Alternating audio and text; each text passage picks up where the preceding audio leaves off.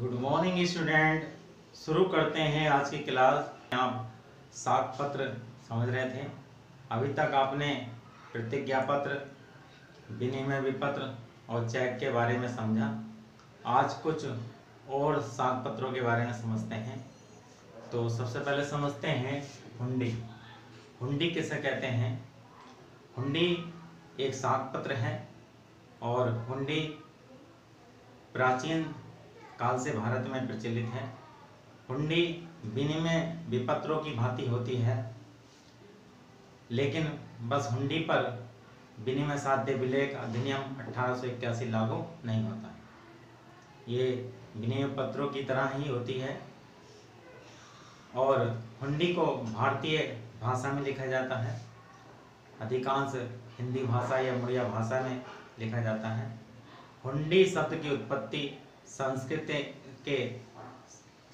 के हुंड शब्द से हुई है और जिसका अर्थ है एकत्रित करना, अर्थात ऐसे प्रपत्र जिनसे धन एकत्रित किया जाता है, जिनसे धन का संग्रह किया जाता है, उन्हें प्रपत्रों को हुंडी कहा जाता है। हुंडी एक लिखित आज्ञा पत्र है जिसमें लेखक देनदार को उसमें लिखी राशि उल्लेखित व्यक्ति को या उसके आदेशानुसार अन्य व्यक्ति को या वाहक को मांगने पर या निर्धारित अवधि के बाद भुगतान करने का आदेश देता है। तो प्यारे बच्चों, इस प्रकार ये आपको हुंडी समझ में आ गई होगी। अब समझते हैं कि बैंक ड्राफ्ट क्या होता है। बैंक ड्राफ्ट आपने देखा होगा कि हम भुगतान या तो चेक के द्वारा करते हैं या बैंक ड्राफ्ट द्वारा करते हैं।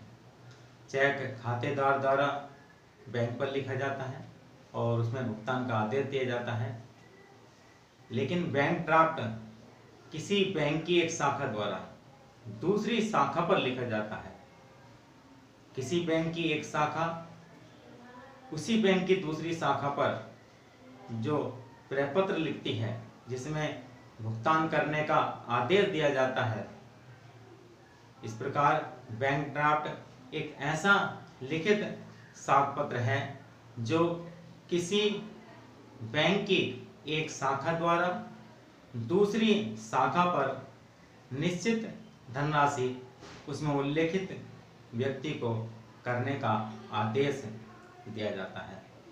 तो ये बैंक ड्राफ्ट भी आपकी समझ में आ गया कि बैंक ड्राफ्ट क्या होता है। अब समझते हैं कोषागार विपत्र। जिस प्रकार व्यापारी को अल्पकालीन ऋण की आवश्यकता होती है, उसी प्रकार सरकार को भी अल्पकालीन ऋण की आवश्यकता होती है और सरकार अल्पकालीन ऋण लेने के लिए जिस साख पत्र को निर्गमित करती है उसे हम कोषागार विपत्र या ट्रेजरी बिल कहते हैं। ट्रेजरी बिल सरकार द्वारा निर्गमित किया जाता है और इसमें सरकार प्रतिज्ञा करती है। ये प्रतिज्ञा पत्र की भांति होता है।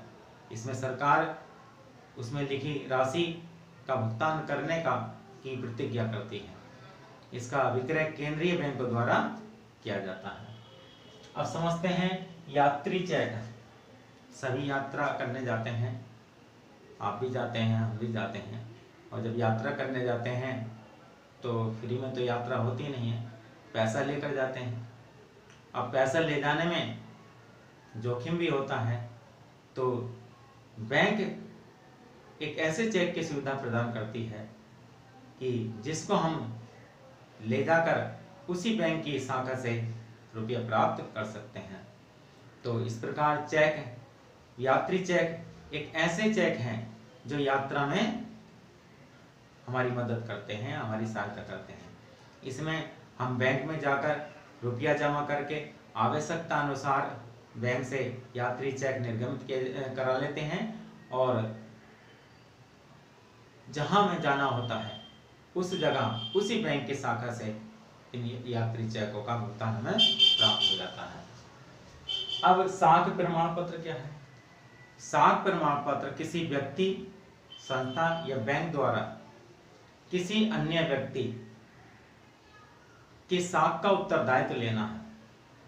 अर्थात ऐसा प्रमाण पत्र जिसमें किसी अन्य व्यक्ति के साथ का उत्तरदायित्व लिया जाता है, जिसमें किसी संस्था, किसी व्यक्ति, किसी बैंक द्वारा किसी अन्य व्यक्ति पर या अन्य बैंक पर या अन्य संस्था को ये प्रमाण पत्र लिखा जाता है तथा उसमें ऋण देने की प्रार्थना निर्धारित अवधि तक, निर्धारित राशि तक की जाती है। अब समझते हैं ऋण स्वीकृति पत्र। ऋण स्वीकृति पत्र क्या है होता है? ऋण स्वीकार करने का पत्र होता है। जब ऋणी द्वारा ऋणदाता को स्वीकृति पत्र लिखा जाता है तो उसे ऋण स्वीकृति पत्र कहते हैं। आजकल जो क्रेडिट कार्ड हैं ये भी ऋण स्वीकृति पत्र होते हैं। तो इस प्रकार प्यारे बच्चों, ये आज आपको समझ में आ गए होंगे 7 पत्र के बारे में अच्छी तरह से। इस प्रकार ये चैप्टर आपका 7 पत्र का आज समाप्त हो जाता है। धन्यवाद।